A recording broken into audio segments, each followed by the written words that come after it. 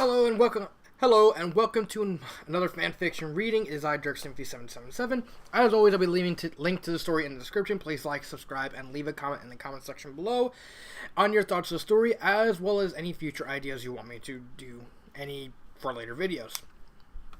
So the story I'm doing a reading of is Space Dandy. It's a Space Dandy My Little Pony crossover written by Chrome Regis. Chrome Regis originally written Turnabout Storm. Go check out that review. Then gave the reins over to Fireside to fix it. So I guess there's that.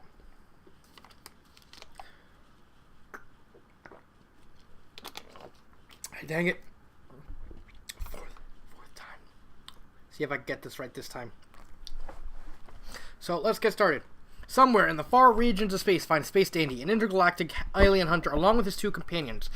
Meow, a Betalusian, Cat-like Bean, and QT, an old model vacuum cleaner robot who cleans the cockpit and rooms of the ship's interior. The Aloha Oi. Dandy munches on a... Dandy munches a small energy bar, his feet up on the console, while Meow sits idly in the co-pilot seat. Sleeping through the whole journey, Dandy was already getting sick of doing nothing, and instead planning to know where he can find a new planet to explore or go to his favorite hangout through all of space. Boobies! A stopover for all space travelers where men and women alike go there to have a good time, drink, and look at butts, especially boobs. That is why Danny likes it. It's where the boobs are at. A QT, he looks in back of his seat, spotting his little robot friend clean up the place. He never realized that the ship was always getting cleaned, while he never really saw QT around to do it. Maybe QT was just playing up fast for an old model such as him to clean every now and then. QT looks at Dandy while turning on his just ate a pork chop before doing this video. QT looks at Dandy while turning off his hand polishers. Yeah, he asked, leaning over his shoulders, or at least that's what he thinks he got. How much longer till we find a new alien to get? I'm getting bored looking at the same damn scenery in this stupid window, Dandy said. Groaning over his own boredom, he suddenly had a thought about his robot companion and wonders to himself whether QT is actually a boy or a girl due to QT's androgynous voice pattern.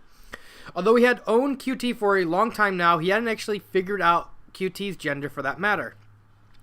We have failed on that plant world due to the lack of aliens, and as I said before, they don't take plants or even rocks to consider it an alien, QT reminded him.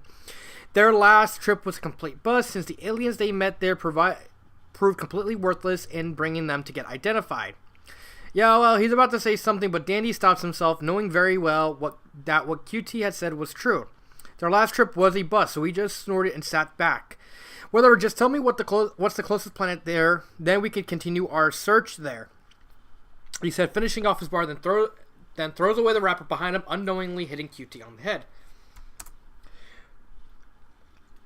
The small robot sighs and sucks it up using his own vacuum and goes over to the ship's system and looks at the radar. According to this, there's a planet not far from where we are now. Really? Where? He shoves QT aside and looks at the radar himself. Seeing it was just only dots, he couldn't actually tell which is a planet or just a star. Damn it, I couldn't really read those damn dots. Hey, QT, which is it? He looks at the robot, which only gives him a grunt before he can say which is which. It's right over here, see? He points to a little blue planet, one that looks almost like Earth in olden times. Dandy's mouth gaped open as he looked at QT. Hey, don't tell me that's cool your jets, monkey boy. It's not Earth. QT stops him from making the wrong acquisition. Should be assumption. That's a better word for that sentence. Who are you calling monkey boy? He grits his teeth, but quickly shrugs it off. Okay, smart aleck. What planet is that anyway? He asked. Excuse me, hoping that this mini walking computer would know. Luckily, QT had an answer. It's the planet called, wait, that doesn't make any sense, he said, tilting yes, monitor head a bit, reconsidering his answer to Dandy, not believing what his data is giving him. What? Tell me already, Dandy asked impatiently. Looks like you may actually be right, because my sensors say it's actually Earth, QT reveals, making Dandy's accusation even more solid. Ha! I knew it! Wait, Dandy looks at the robot dumbfounded. Say what now? Although QT moves closer to the monitors and tries to zoom in a little closer to see the surface of the planet a bit clearly, and sees a different sight than the Earth he has in mind, or rather in his memory storage. I don't think it's really Earth after all. Which is it? Is it Earth or not? You're making my head spin like a turnip pot, Dandy yelled, his spit showering on QT and his tuck swerved a bit as he talked. It resembles her, yes, but I'm not really sure now, since the sensor data keeps shifting from one reading to another. I can't make out heads or tails with this, QT responded in equal tone. Dandy grunted and looked out the monitors instead. So, why not land there and check it out? Surely there are aliens in that planet, eh? Dandy said with a cheeky grin while raising his hand up with his finger pointing upwards. I don't think so, QT said, quickly breaking Dandy's exciting feeling. Dandy dropped to the floor upon hearing that, but quickly stood up again. Why the heck not, he demands, almost waking up Meow from his sleep. Well, you see, I would have landed the ship earlier, although something is stopping us to go further, QT explains, hoping that Dandy would understand, but being a bonehead, he didn't catch on. Could you tell me that in detail? What's stopping us from going there, Dandy requested, raising his brow and scratching his groovy hair. Alright, 5 minutes. Well, okay, do you know what a force field is? Well, this is exactly what is stopping us. Though again, it's not a force field. There you go again, just get to the damn point, Dandy yelled once more. And this time, he woke up Meow. What the? He didn't remember that he was on a chair and fell face first onto the floor. This caught the attention of the two for a moment before they get back to their bickering. What I'm trying to say is we can't use the ship to enter the atmosphere of this planet, because of this strange force stopping us. Then we just used the transporter. We did use that back in that planet, right? QT sighs and tries not to fry circuit talking to this nutjob. Remember when you teleported? You were off course, but popped up above sky high. You almost died in that plentiful planet. But okay, excuse me. QT said, making a slight pun in his last remark, along with his own rim shot. But Dandy didn't find it funny one bit and frowns as he recalls what his robot companion is talking about. Oh yeah, I got separated with Meow that time, Dandy recalls, hoping he never did. But whatever, as long as we get a new kind of alien, then by all means, it'll be worth it, baby. Dandy raised his fist high up with pride. What's up? Meow stands up, rubbing his cat ears. Where are we? Meow looks at the monitors and fails to know where they ended up. That's what we're gonna find out. Suit up, Meow, we're going down there, Dandy suggested as he headed over the transporter. What, again? Haven't we had enough injuries on using that broken down pop-up tele-ouchers?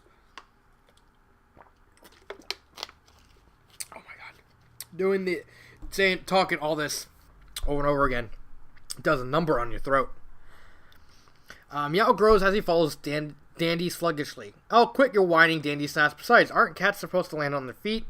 Cat my ass, Meow spats. Last time I checked, I didn't exactly land on my feet when we were back at that plant world.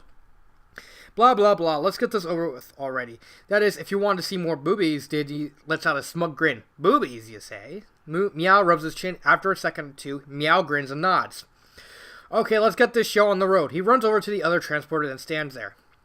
Now that I calibrate the landing this time, it should pop you out of the ground. Are you ready? QT asked before he hits the button. Get on with it, Dandy said impatiently. Alright, here we go.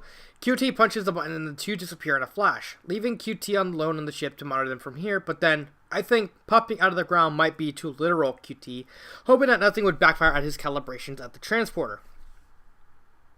In a matter of seconds, they got transported to the ground safely. Although, finally, I can scratch my, Dandy was looking up the sky, but he feels kind of odd. But when he looks down, he can see the ground very closely. What the? He yelled. I'm a head from the waist down. Where's the butts is my body? God dang, I'm going to have to rest for the rest of the day. Dandy frantically turned his head from side to side and sees Meow's tail sticking out of the dirt, just a few inches from him. How the heck did he get planted? Oh, ha, QT, that's real funny. You think you can turn this into plants? He yells at his robotic sidekick. But of course, the robot can't hear him due to his communicator being off. Danny then hears muffled noises under him. He leans closer, and sure enough, he hears it. It took him 3 minutes to realize he was planted under the pile of dirt. Son of a... He tries digging himself up until he manages to uproot his arms out. When I get my hands on that malfunctioning piece of scrap, he rants as he slowly pulls himself out of the ground. Then he grabs Meow's tail and yanked him out of the ground with Meow screaming in pain. I thought I was buried alive. Hair in my mouth. What happened back there? Meow asked. As he gasped for air, he looked around only to find themselves in the clearing of a forest. Oh, jeez, don't tell me we end up in an unpopulated area. He groaned, already getting sick of this place. Excuse me. I'm sure we'll find something. In the meantime, I'm going to pick up this. Be back in a jiff. Dandy turns and goes towards the bushes. The sound of something being unzipped is heard, followed by a flowing noise and a sigh of relief. Gee whiz, can't you just find somewhere else to do that? Meow covers his nose, for the smell of it makes him sick. I'm gonna go look around, he said as he scampers away. Alright, fine. Dandy goes back to his business when all of a sudden he spots a chicken peeking out of the bushes. What the? Is that a chicken? He tilts his head in his confusion. If QT said this wasn't some sort of Earth-like planet, then what would a chicken be doing here? As Dandy crouches down to take a closer look at the chicken, his pants still unzipped, he attempts to grab the creature. Hey there, baby. What are you doing there? Just as he's about to grab the chicken, it hisses and clucks out of the bushes, revealing to be some sort of snake-chicken hybrid. What the devil? Dandy yelled in surprise, his treasure hanging down exposed. The chicken snake creature hissed again and seems to glare at it with reddish eyes. Dandy was both amused and frightened at this and shielded his hand to prepare for an attack, but after a few moments the creature stopped hissing. Dandy stays in place for a few more seconds until he peeks to see what happened. The chicken snake vanished. Dandy blinks and looks around cautiously, surprised to find himself alone. When he's sure that the creature is no longer there, he stands up and dusts himself off. Must have scared the jerk away, he says to himself, and looks around some more. What's the matter? Too tough for you, you chicken, he taunted. He was about to zip back his pants when he felt something odd. Why do I feel hard all of a sudden? Like a damn brick is hanging in my... Dandy looks down and finds his staff and gems that turned to stone. No! And there's a random picture of him screaming in pain. Alright, okay. Doing much faster. Dandy wails in horror. His pride as a man has been desecrated. It had turned his dandiness into rock-solid piece of worthless ding-dongs. No. Please, God, no, he pokes it, rubs it, and even gropes it, hoping it's just an illusion. Sadly, he felt nothing, the thing was still hard. Not the feeling you ever want to feel on his side. Why? This isn't happening. Say it isn't so, Dandy cries, and glared to where the creature was last seen and drew his pistol. I'm gonna kill it! You're gonna pay for this freak, he yells while gripping his weapon tightly. Dandy, Meow yells as he runs back to him. What happened? What's going on? I heard you scream, the Belarusian asks, looking at Dandy worriedly. Dandy looks at him openly sobbing, tears already flowing like a waterfall before he could speak. You're what? Meow asked. Dandy knew that saying it wasn't going to work, so he turns and shows it to Meow. The cat almost died of laughter right then and there. Beep, beep, beep. Sorry, I'm talking too fast. My jaws are like hurting because this is literally the fourth time I had to do this entire video today, so my mouth, it's bothering me a lot. Oh damn. The sound of grammar error. An incoming call filled QT's sensors. The robot zooms back to the cockpit and picks up the communicator. Knowing it's Dandy, he might have found something interesting or has something to say about the planet. What's the news down there? Any luck? QT asked, his voice sounding like a song as he asked. QT listened for almost a minute until he laughed so hard that his voice literally sounded like a musical beeping. Okay, I'll head down there and see the damage. Hold on tight. QT hung up, then heads to the transporter. Unknown to him what he may see down there before he can punch in the coordinates. He takes some equipment and puts it inside his storage hatch in front of his body and went to the platform. The transporter shines brightly, then zaps QT out of sight. Somewhere in Ponyville, a certain alicorn looks upon the sky using her telescope, when she sees something odd once more. There it is again. Twilight nudges her little assistant / baby dragon, Spike. It's that same weird straight light. It went into the Everfree Forest again, she said, sounding more worried than earlier. They're overreacting. Like I said, it might be just a shooting star. Nothing I'll worry about. Nothing at all. Nothing at all. Nothing at all. Spike shook his head and then went back to his nap. Spike, since when do shooting stars appear in mid-afternoon? The purple Aligon pointed out, then looks outside, but she hadn't seen anything from there. Strange, she said to herself, turning to talk to Spike again, but he's already asleep. Twilight shakes her head as she picks up a blanket and covers Spike with it. She then goes outside, heading out with plans to tell her friends about what she saw. She had a feeling that light is somewhat bad, but before she can talk to them, she had to check it out first. Excuse me. She had to check it out herself before she can jump to conclusions. At the same time, Maud Pie came back from the rock farm for another visit. The reason is the entire Pie family decided to go to a rock concert in Japoni, and she didn't want to come or stay at home, so she decided to stay for a week at Ponyville once more. She didn't tell anybody she was coming, not even Pinky herself. I wonder where they are, Maud wonders, and her... God dang it. I'm screwing up a lot in the words. She walks around the library and only sees Spike sleeping in there. She didn't bother talking to the dragon since she has no business with him. Either that or she has no interest in seeing him. Maud carries on and goes to the shop where Pinky said she was working, a sweet store called Sugar Cube Corner. She enters inside the store and flinches upon seeing the incredible, colorful scenery her eyes laid upon. She was about to leave when one of the owners, Mrs. Cake, greeted her. "Hello, how may I help you?" Mrs. Cake asked, smiling at Maud. The gray mare hesitates, but decides might as well ask where her sister is. "Excuse me, but do you know where Pinky is?" she asked, her tone of voice never changing. "And who might you be, sweetie?" "I'm Maud Pie, her sister, ma'am." "Oh, how wonderful. Pinky's out. I don't know where, but she says she'll be heading off to hang out with her friends." Mrs. Cake answers and takes a guess. Try Sweetie Apple Acres. She's usually there to help on the farm with Applejack. Maud nods and said her farewell, then moved on to her search. After a few minutes of walking, Maud was near the farm where she sees Twilight and her friends running inside the Everfree Forest, Pinkie Pie among them. Maud raises an eyebrow and wonders why they would go into dangerous woods. She watches them go inside the forest one by one until they're no longer in sight. Maud thought to herself to just wait for them in town, but something inside the forest is making her go inside. Upon much deliberation inside her mind, she decides to follow them. Unknown to her, the path in the forest sometimes changes, which makes ponies go inside get lost easily without the proper knowledge of the forest secrets and paths. Meow laughs hysterically at Dandy's rock-solid monolith sculpture that hangs between two rocky balls in his lower abdomen and can't really stop, which makes Dandy even more annoyed, and the fact that it's no longer soft. Sure, he liked it hard, but this definitely wasn't what he had in mind.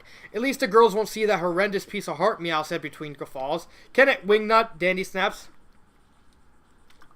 "You don't even know what horrendous means." "It means well enough to me seeing that thing in front of me." He points and nearly chokes on his own saliva. QT examines it, giving a spot analysis on what he's up against. "It's weird. How did this happen again?" he asked while giving it a poke, causing Dandy to flinch. Space Dandy sighs and tells QT the whole story. "Well, I was taking a spell on that tree over there, and all of a sudden I saw a chicken and..." Wait, a chicken?" QT curiously looks up to Dandy. Dandy in that sentence is oddly enough not capitalized. Change that. "Are you positive?" "Yeah, I'm positive. What do you think?" Although Dandy trails off and adds, "That chicken has a snake body." "A snake body?" Meow stops laughing and thinks a bit. "If a chicken with a snake body did this to you, then maybe it's a cockatrice," he concludes, serious again. "A cock what? Wait, are you making fun of my..." No, just hear me out," Meow shouts. "I mean, it's kind of like a half-chicken-snake hybrid. I heard legends about the offsprings of Medusa, a legendary creature of mythology with a woman's body and a snake for the bottom." "Medusa, huh? Sounds like my kind of chick," Dandy prods his hair. "There's more," Meow continues. "She can only turn anyone or anything into stone with just a stare," he adds, making Dandy go pale. "You're lucky your crotch is all it looked at." So in Dandy's cage, his crotch turned to stone, all because of that cockatrice stared at it. "Talk about irony," QT says, a note of humor in his, her, it, yes voice. This wasn't helping Dandy in his situation at all. His mind turning in so many ways that even his brain can't catch up. "So, there's no way I'm turning back my pride back?" he asked, desperate to give anything to turn his wingding back, even at the point where he sacrificed his own crew. "Well, there are two ways," Meow said, giving Dandy a ray of hope. "We could try alchemy, but where can we find a kid with one of his arms and legs solid metal and a companion full armor?" "Really?" What does that have to do with alchemy?" QT asked, thinking it's irrelevant. "I don't know, I just thought it was legit," Meow shot back. "Okay, what about the second answer?" Dandy asked again. Meow returns an answer. "We could hunt down that cockatrice and..." "Stop calling it a cock, it's pissing me off. Can you even urinate? Now that your thing is solid," QT points out. "Shut the hell up. Just tell me the other option and don't say that word," Dandy warns. "Okay, the chicken snake. We just hunt him down and kill it. That should reverse its effects." "I hope," the cat rubs its chin.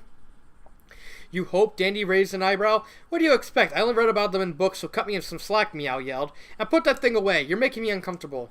"I'm making you uncomfortable. Try putting a stone in your shorts to see. Let's see how that feels. At least this way it feels nice," Dandy said, jiggling his jewels in the air. "Oh, brother," QT facepalms. All of a sudden, they hear a scuffle from the nearby bushes. Dandy glares and picks up his pistol, pointing it at the direction at a pile of leaves. "What the heck is that?" Meow asked, hiding behind Dandy and QT.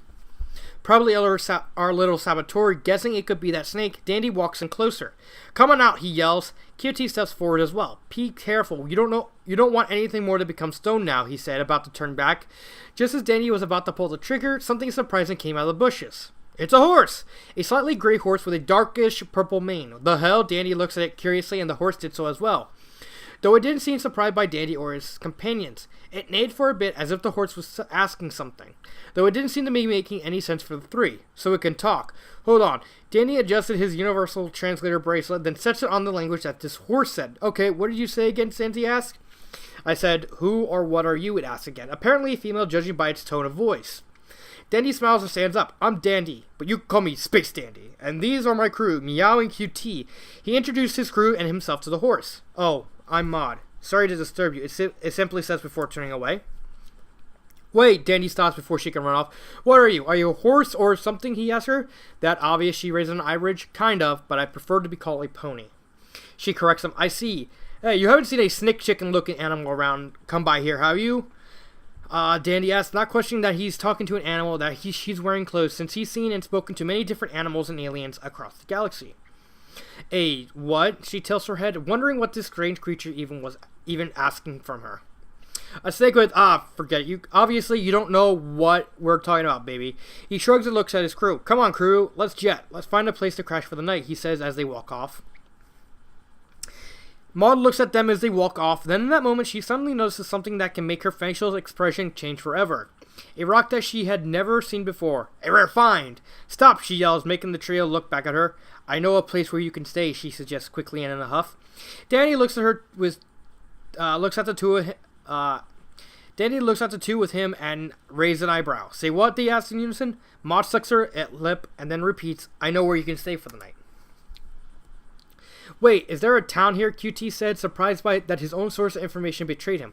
I never knew that this was inhabited by sentient ponies, he adds with a seemingly frowning face. Gee, that's finally kind of you, baby, Dandy said, rubbing his chin with a smug grin. Alright, I'll take you up on that offer. Maud nodded and walks off first. This way, she said, retracing her steps out of the forest. Dandy nods and follows the pony along with his crew. Psst, QT, Meow nudges the vacuum cleaner out. What? QT looks at him. Did your source say how violent these ponies are? Remember the last time? Looks can fool us all. You mean the girl we saw on that planet that was actually a dangerous monster who eats anything, QT recalls? Yeah, so what do you think, Meow asks again. As you can see, my gosh darn source is giving me pathetic information that doesn't match up with this place. It also said there's a bunch of dangerous creatures here, but we haven't seen any other than this pony. He cuts him off in mid-sentence and looks at Meow, and you don't think... Maybe. Let's just keep an eye on this pony, Meow suggested as they follow her. As the four left the site, Twilight and the others arrive at the landing site of Dandy and his cohorts. Are you sure this is the place the horn is telling us? Applejack asks, looking around as she stays alert for anything that might pop out of the bushes.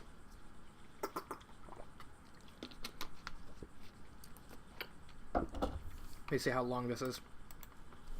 Okay, I'm doing way faster. I'm sure, Applejack, this is where that high concentrated energy came from. Twilight kneels down and inspects the ground, which had two huge holes in it. I wonder what could have made these holes, she wonders aloud. Probably those dreadful gem dogs. I say, they're just a horrible bunch, Rarity guesses. Gem dogs don't make a hole that doesn't turn into tunnels, Applejack inspects the holes. Something was jammed into these. How can you tell, Rainbow Dash asks while floating above them. Applejack looked at her and then answers, look, I may be no geo-grappler or something, but I know exactly that this wasn't dug by anyone or anything. But I'm positively sure that a thing was forced into the ground. It was in there real good. Even made an impression in the dirt. What did you say? Twilight looks back the hole closer and squints. That's a grammar error right there. There's no and. She raised an eyebrow and tries to manifest plaster to put in the hole. After a few minutes, the hole was filled, and Twilight teleports the mold cask out and takes a look at the form it generated. All of them gasped. Okay. The crew was led to a park and into a restaurant, and the next thing Daddy knew after going into such a place, grammar error right there, was surrounded by candy-colored animals that gawked not by what he looked like, but the one hanging down his pants. I should have known that my pride will break anytime soon. I just didn't expect it in front of such girls, he said to himself. Well, this is awkward. Meow leans over to one of the ponies, taking a closer look, mainly in its flank. Such a pretty ass. Excuse me? One of the equines jerked back. I'm not an ass, I'm a pony. Whatever, he said, still staring at his flank. The pony snorted and walks away, giving Meow the stink eye. QT, on the other hand, was being fancied by a group of younger ponies who seemed to find him to be a piece of plaything. Well, look at this, one colt said. It's a bean-shaped thing, a filly said. I'm a robot, if you want to know. And not just a robot, a vacuum cleaner robot. What's a vacuum? A Colt asks. A vacuum is what is used to clean houses, sort of a sucker for dirt. So in sort, you're a dirt sucker? The ponies laugh at the Colt's conclusion. Okay, enough BS. Come on, Maud. I know you're going to help us with this crisis. Dandy slammed his hands on the table. I do, but I need more time to examine this. She looks at longingly, stares at it, touches it. Hey, what the? Aren't we going a little too fast, baby? Dandy cringes. Fast. Maud looks at him and tilts her head. Now this is really going out of character, don't you think? Meow takes out his phone and shifts its mode into a camera, then snaps photos of the mare's flank. Nice. This is better than boobies. Boobs. Meow drools over his prices. They're better without clothes. God, this is getting irritating. Dandy rubs his temples, already having less and less patience for this. Look, for God's sake, please just... Maud stops him. Alright, I'll find something to help you with. But first, can I touch it again? She said shyly. What? Dandy's eyes widened. He nearly jerked back off his seat. Out in space. Way out in space. A certain doctor and his assistant is trying to figure out a strange signal they picked up about an hour ago. Bay, have you figured out what this means, Dr. Gel, a monkey-like being who is the leader and commander of the Gogol Armada and the captain of a ship that looks like the ball-gagged head of the Statue of Liberty?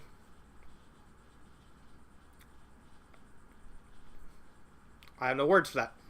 Asked his little assistant and partner in crime, Bea. No, Dr. Gel, it seems that disappeared when Dandy activated his warp drive. Strange, his existence disappeared once the warp ended.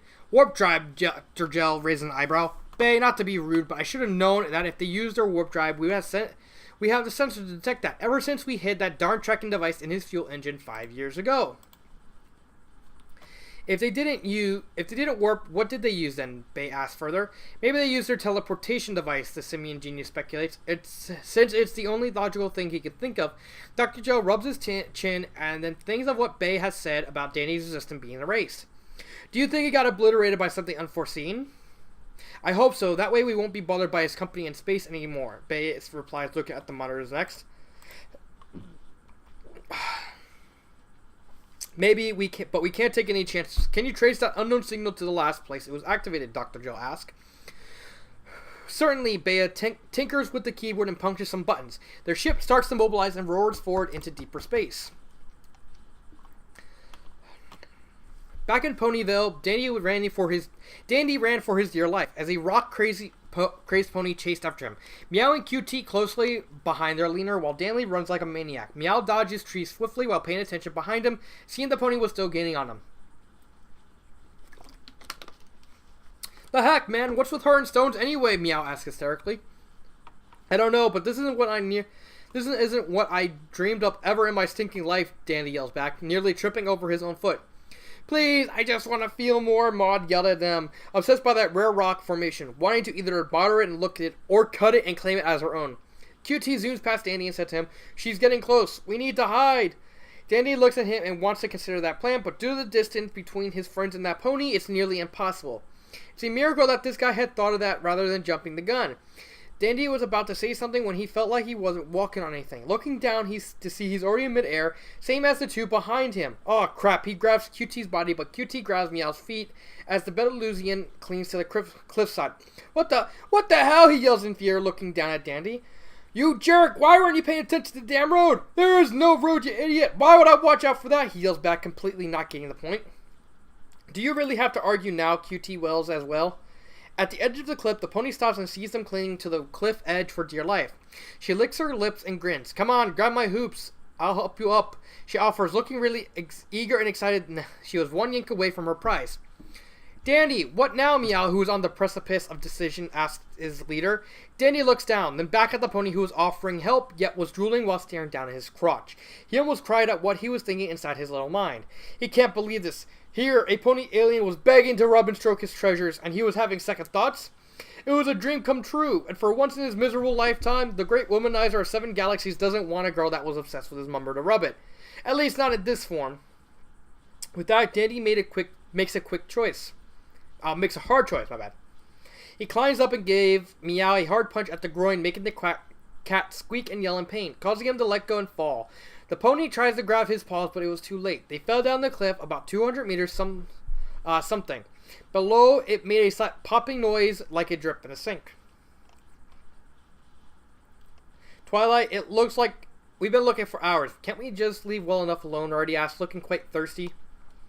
The Alicorn princess looked them in sight. Sorry about this, girl. I thought something interesting landed here. But I guess it was just a natural anomaly. Sorry for wasting your time. No, Sugar Cube, we'd like to help you out. And it's nice to go out today, Applejack pats Twilight on the back. And besides, it's getting stuffy inside the house anyway. I need the air and the exercise these wings. Rainbow Dash glides towards Twilight. Me too, added Fluttershy. Oh, there's a river nearby. I can hear the flowing of liquid life. I want to swim. I want to swim for a while. Please, Pinkie Pie said, bouncing excitedly. All of them giggled at her suggestion and nodded. All right, a little swim is good after a long and sweaty day, Twilight agreed. So does her friends. Race you all there, Rainbow Dash suggests. You're on, Applejack smirks. 3, 2, 1, go! Pinkie zooms away, making the others fly and run after her. The first one was, of course, Rainbow Dash, but Fluttershy accidentally dived in the river due to an accidental bump of Twilight in the flank. Rarity was on full adrenaline, surprisingly excited to go in the water since she's the sweatiest among her friends. She goes to the edge and yells, Geronimo! Arafo! Applejack jumps next, Navajo! Rainbow Dash yells and zooms down the water, making a splash. Pinkie stops in the edge and looks down, raising an eyebrow on why they had said that before jumping. With a shrug and thinking it's just a shot after a jump, she takes a few steps back and jumped in a swan dive and yelled, Pocahontas!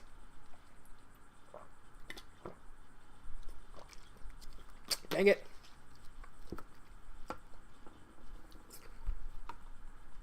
In a spectacular splash, the three of them literally brought the water high up, enough to rise at least 10 meters high.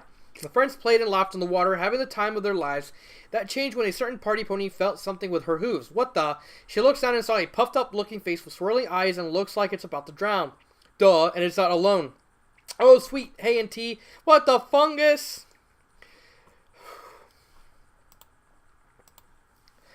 Dr. Gel, Bailey yelled. I'm here, Bay. You don't need to yell, Dr. Gel walks over to a sentence. Yeah, what do you want? Admiral Perry sent me the results of our little request, and to think the cost of him doing a favor for us was your Galactic Beauty model space figurine. My what? Dr. Gel was shocked. How could you give him my sexy figurine? Bay shrugs. Well, what else could I have given him? I thought that Dandy's demise is what you always wanted. Yeah, but you should have told me first, Dr. Gel sighs. I hope this information is worth parting with my sexy figurine. Give it to me then. Okay, the signal was traced to the 9th quadrant right here. Bayo points to a location in the intergalactic map projection. Gel takes a look closely and seemed to be baffled about this information. I never heard about the 9th quadrant ever having a planet before. That's because they shut that quadrant down to all transport ships and merchant caravans, including the Gogo Empire, because of a treaty they made with the monarch there. And who is the monarch there? Gel asked. No one knows. All that Admiral Perry says that the monarch there is somewhat of a god. A god, Then we have no time to waste. Set course for the 9th quadrant. And with that, their ship went to hyperspace and disappears momentarily. Dandy opens his eyes, his view blurry like a foggy dock. Where am I? You're in my library. You're almost drowning back there, a female voice said to him. Dandy squinted his eyes and saw the silhouette of a woman with a perfect body to match. Oh, hey, baby. What you say after I get better, we go out and have a little private party. The girl answers with a giggle. No thanks, I prefer having party with my friends, she said without a trace of irony, his vision clearing, revealing her to be another pony. Holy! Dandy jerks back and falls from the bed he was laying on, screaming in terror. Please, no, please, darn it, don't take my pride off me. I'm begging you. I want children, he begs her. The pony looks at him oddly and laughs. Take what off, she asks while still laughing. My, he said as he looked down at his lower abdomen and was surprised when he saw that his rock hard little junior was now back to normal and of course zipped under his pants. It's not a piece of rock anymore. How? He looks at her, thinking that it was almost impossible to return to its former glory. Well, apparently these creatures know magic. Well, some of them at least, QT said. Well, he, she, it, yes, stood there reading a couple of books on a shelf. Dandy was still confused and a bit worn out from his thoughts. What do you mean? He asked them both. Well, first, to get a better view of what I mean, read this first. He throws Dandy a book which he catches. Dandy flips open the first page. Earth ponies are in charge of the crops and plants. Pegasi control the weather. Unicorns use magic. Wait, this is a children's book. He slams shut. What am I, a kid? Well, it's basic but detailed information you need to get to know this place and its inhabitants a bit more, QT tells him. Detailed, Dandy yelled. You bum, this isn't even that long to read. I read the whole darn book from front to back like, 10 seconds flat? Yay, that's my line, a rainbow mane pony, Pegasus said. Should be like Pegasus pony, not Pony Pegasus. Hovering over him. Excuse me. Danny wasn't even surprised now upon seeing her. Yeah, whatever, Skittles. Anyway, you see my cat anywhere? He asked, thinking about Meow for a moment. He's over here, Yellow Pegasus said, cuddling Meow on her forelegs while he purrs. I didn't know cats can talk, besides a dragon before. A dragon, you say, Dandy. Dandy interest was slightly sparked, but he knew quite well that he's not getting it. Should be apostrophe S. There should be an apostrophe right there. Yeah, so who are you? The purple-winged unicorn pony asked. Danny stands up with his dignity back to him to introduce himself and his crew. I'm Dandy, Space Dandy, he said with a shimmering smile, and these are my crew, QT and Meow.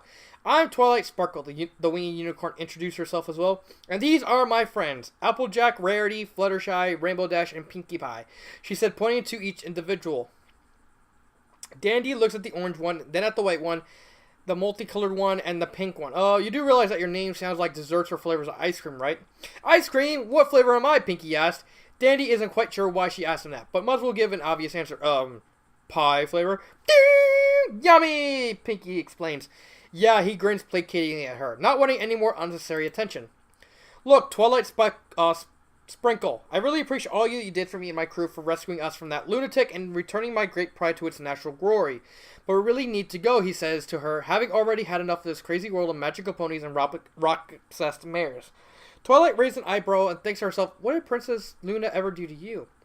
But just kept that thought to herself. Okay, hold on. I know you're not a pony since QT over there told us what you are and where you came from and about the vast space. I didn't know you were at first there was life out there. I didn't know at first there was life out there when QT told me all about your misadventures. Yeah, was the only thing he can say. Wait, what do you mean misadventures? Anyway, why is his name Cutie? Pinkie Pie asked, wondering that for a bit now. Wait, what? My name isn't QT, it's QT. Two letters only, the robot corrected, but no matter what he says, Pinkie will always call him Cutie. Come on, I'm tired. I miss boobies. I want some R&R, Dandy groans. Alright, I'll send you back. Just tell me where you landed at first, Twilight instructs him. Follow me, he called for his two crewmates and goes out, followed by the other ponies. While on the way, the ponies began to talk about the three, starting with Rarity. I wonder if they can shine their knowledge about what's the fashion out there. Maybe I can ship some of my ideas so I may become a cosmopolitan designer, she asked the others. That may be, but I wonder if I can ask them to advertise my apples out there as well. Or my cakes, added a bouncing Pinkie Pie. Space might be a bit scary, Fluttershy shivers. Oh, come on, I always wanted to be a space mirror. Yeah, maybe I can kick up some clouds there, muses Rainbow Dash. Dear, there is no clouds in Space Dash. The pony started to argue now, much to Twilight's annoyance. She ignored them instead of talked to Dandy. So, who chased after you, causing your fall from the river? Dandy scratches his head and thinks for a moment. I can't remember, but she has the same color as you and the same hairstyle, but without the horn and wings. So, she's an earth pony. Any idea why she's after you? She follows her question up. She wants to cut something up, Danny answers vaguely. Never mind, please don't ask. I don't want to remember that. Okay, I'll respect that. Twilight sighs, realizing she'll probably know who chased this guy. Alright, he stops. This is the spot. Twilight was surprised that where Danny had led them to was the same hole she and her friends found earlier that has the odd imprints of some creature. So you were the ones who made the hole, she says to herself. Okay, now that I let you here, please, our ship is just above us. Can you return us there? He begged. Wait, if your ship is up here, can't you just call it down to pick you up? Twilight said, hoping to see what kind of vehicle they were riding on, but again, it's another failed hope.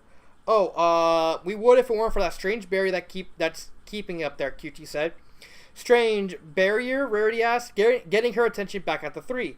It must be the barrier Celestia and Luna put up 1,000 years ago, Twilight said, then looked back at QT. Wait, then how did you manage to come here if that barrier was preventing you from to come in? QT answers, simple. Particle transporter. I say what? Twilight tilts her head. It's a teleportation device, QT said, putting it in layman's terms. Or should I be Lay Pony? The robot suddenly wonders.